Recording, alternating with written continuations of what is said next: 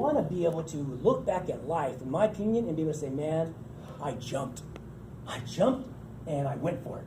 And all my life, and it's really, really important that you surround yourself with the right people. So, like, and I'll share one more story with you. I went ahead and I decided to learn Chinese. And I'd like to be able to say that it was a gift that I had, that I saw the infusion of Chinese people coming here. That's not the case. I was a police officer working with Chinese gangs at the time. I thought, if I'm going to stay working for a Fremont, I'm going to use that as my major, and I'll use criminal law as my minor. But when I got over to Taiwan, and I met what later her husband became the president of Taiwan, and you never know who you're going to meet. She asked me, she goes, so you're an American police officer, huh? And I said real proudly, I said, yes, I am. She goes, wow, what a waste. I said, what? What did you say? What did you say? And she goes, you have so much more to offer the world. She's just a passionate lady. I called up Chief Wasserman. He later became the mayor since he's passed away. But I called him up, and he changed my life. And usually it's been a woman that's changed my life, but the Chief Wasserman was good. I called him up and I said, Chief, if I leave the department and I quit, and I said, and I go to pursue my dreams, and it doesn't work out, can I come back? And he said, Officer Dinger, follow your dreams. And I jumped, and I never went back. I enrolled myself into the university in Taiwan. And if you talk to do we have any Taiwanese in the room? No? Taida. You see how Taida? And that's it. 非常好的大学. It's the best. It's like saying Stanford. So I graduated at the top of my class from the university in Taiwan, Taida. And I remember even calling my dad up. I said, Dad, I'm going to study Chinese. You know what my dad said? He goes, what the hell are you studying that way? He said, what are you going to do with that? What are you going to do with that? I'm glad I didn't listen to him. I followed my gut. So since then, I've had my own TV show on KTSF, the largest Chinese television station, and I did my own Chinese show, all in Chinese. And you know it's all about raising money, right? So when I did the show, they came to me and they said, it's going to cost you $150,000 for the show. And I said, to air the show, you want me to pay $150,000? But I mean, this is going to affect you guys. So I tried to negotiate with them, and they said, yeah. So I got them down a little bit. But you know what I did? Again, going back to hone my skill set of raising money. So I'm a hedge fund manager, right? So I host most of my funds at Interactive Brokers. So it's a brokerage firm like TD Ameritrade and whatnot. So I got on LinkedIn and I looked up who the chief marketing officer was at Interactive Brokers. Did a little bit of research on her, took a look at her background, looked at what Interactive Brokers wanted to do with the Chinese market. I called them up, I cold called her. Didn't know her, cold called her. I said, hey, looked at your background, it's really impressive. I said, I host my fund with your firm. I said, I'm about to do a show that's going to blow the Chinese community away. I am going to be, those of you that watch like Mad Money, Jim Cramer, I said, I'm going to be the Jim Cramer of the Chinese community. And I said, I'd like to give you guys an opportunity. I said, I am talking to somebody else. I wasn't talking to anybody else. I said, I am talking to another firm. I said, I'd like to give you the opportunity to fund my project. And you know what they said to me? How much do you need? And you know what I said? I said $300,000. So $150,000 to pay for the show, $150,000 for me to do the show. Boom, baby. So it's all about understanding what other people want and being able to, my gift has truly been, Gene says I'm the genius behind doing this. So I picked up different pieces from going out and speaking from different companies, and they gave me ideas on what do I need to do to grow my own business. But my whole thing is, my big gift is as an educator. I never thought I'd say that. My gift is as an educator. And I'll tell you why that's so important for me. We're all going to die someday. That's just the cold, hard truth. We're all going to die someday. And it's not the different languages that I speak. It's not the money that I have. It's not the cars that I drive or the houses that I have. That's not how I'm going to be remembered. It's going to be the people that I've taught.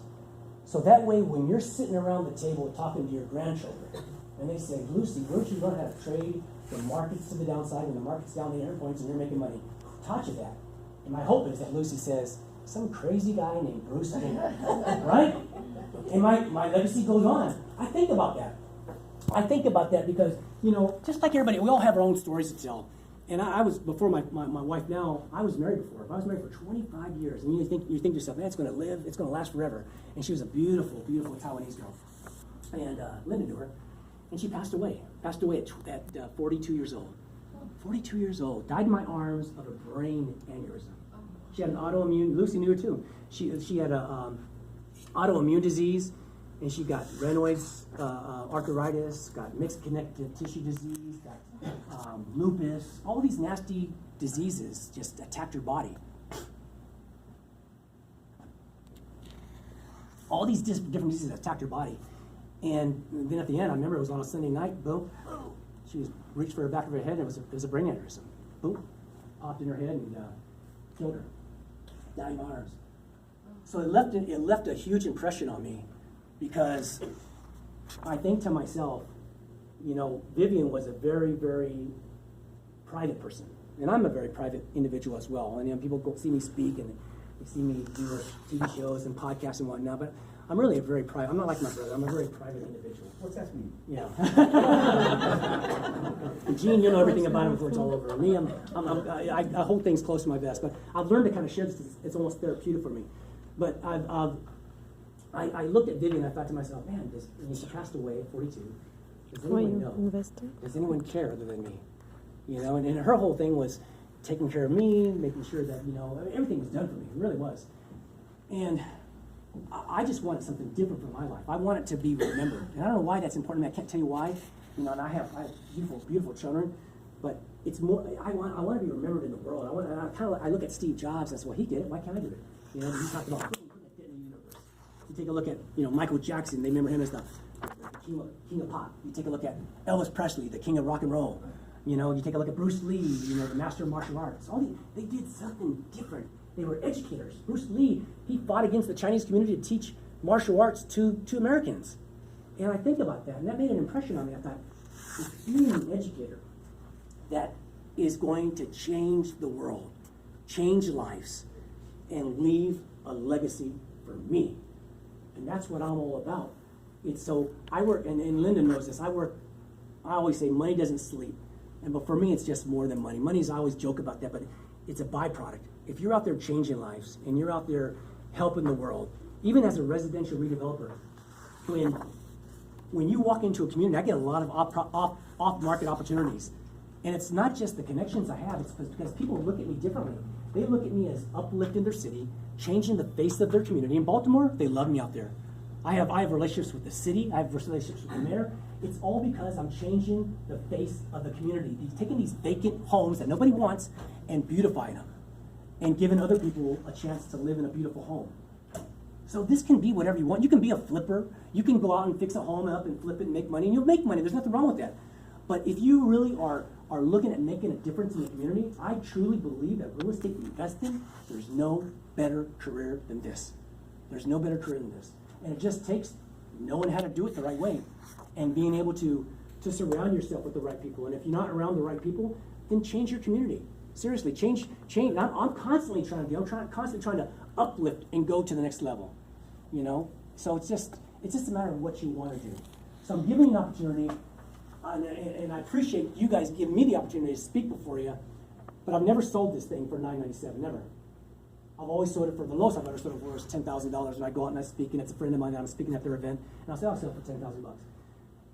$997. If you're looking to do and make a change in yourself and make a change in this business, you're getting more than just a system. You're also getting me as part of that. As long as you put in the work, you and I will have a great relationship. You don't put in the work, you have nobody to blame but yourself. So hopefully you guys enjoyed this. It's been a pleasure speaking for you, and then it's always a pleasure to come out and speak at your events. Thank you guys. Peace out. Thank you, Bruce. Well, I just want to say thank you so much to everyone for joining us. It's such a pleasure to come up to Silicon Valley. You know, we travel all over the country from Manhattan to Texas, Florida, and I have to say coming up here is one of my favorite areas because you guys really get it. I mean, the intellectual, the level of intellect here is really high, and that's why I really enjoy coming here because you guys are really intelligent, you get it, you're motivated, And I see that a lot here more than a lot of other places that we go to. So that's why we keep coming back. This is our website, realty411.com. We're uploading new articles every single day.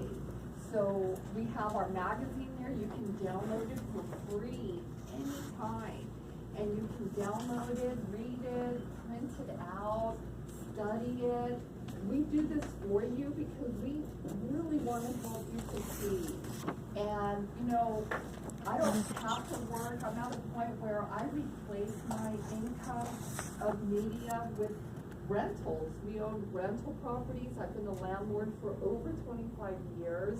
And I can do anything I want with my day and with my time, but I choose to do this because I'm like Bruce. I want to create an impact, and I want to leave a legacy behind, and I want to help people as well. And that's why Bruce and I get along so well, and you know, that's why we keep doing this. And I want to thank you for showing up, for being a part of it.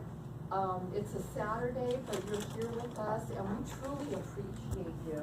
So keep going to realty411.com to continue your education, and if there's anything that we can do for you, please don't hesitate to call me. You can go under contact and find my direct phone number in my office. So thank you so much, and God bless. Thank you. And anyone that's interested, Gene and I will be in the room as well. Yeah, where's the action tape?